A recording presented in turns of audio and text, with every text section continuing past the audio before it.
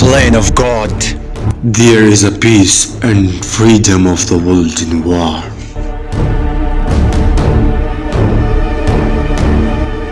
The beginning of Doom's year from 2020. The journey of the world towards a painful and bewildering state.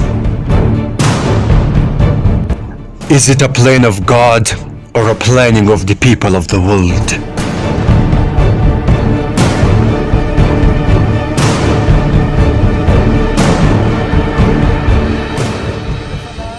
מסמך של האו"ם, New World Order, UN Agenda. אני אומר לכם ישר את התרגום. סדר עולמי חדש של האו"ם בין השנים 2021 עד 2030. לא תאמינו מה שתשמעו. תתכוננו. קחו אוויר, תנשמו, ואל תתייאשו, כי יש אלוהים למעלה. דבר ראשון, בין השנים האלה תהיה ממשלה עולמית אחת, מטבע עולמי חסר מזומנים, בנק מרכזי עולמי, צבא עולמי אחד, סוף הריבונות הלאומית, סוף כל הריבונות הלאומית, סוף כל הרכוש בבעלות פרטית, סוף התא המשפחתי, סילוק אוכלוסין, שליטה בגידול האוכלוסייה וצפיפות האוכלוסייה, חובה מרובה בחיסונים,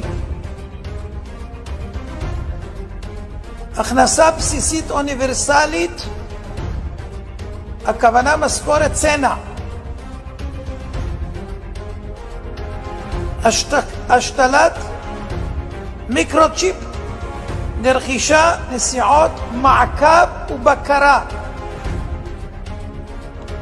יישום מערכת אשראי חברתית עולמית כמו שיש לסין, טריליוני מועמדים המחוברים למערכת הניטור G5, הממשלה תגדל את הילדים, בתי ספר ואוניברסיטאות בבעלות ממשלתית, סוף התחבורה הפרטית, בעלות על המכוניות, כל העסקים יהיו בבעלות הממשלה, התאגיד, הגבלה על מה שלא חיוני בטיסות, בני אדם ירוכזו באזורי התיישבות אנושית, ערים, סוף ההשקיה, סיום המשק הפרטי החי והמרעה, סוף הבתים המשפחתיים, שימוש מוגבל בקרקע המשרתת צרכים אנושיים, איסור של תרופות טבעיות שאינן סינתטיות ורפואה נוטורופטית,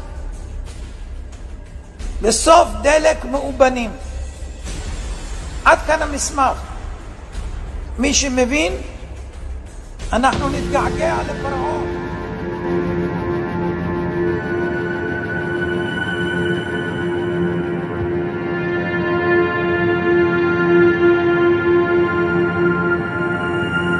It was not a conspiracy theory, neither any joke.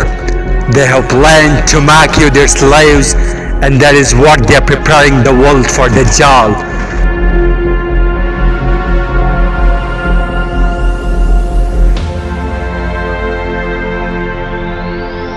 the new world order, one world government.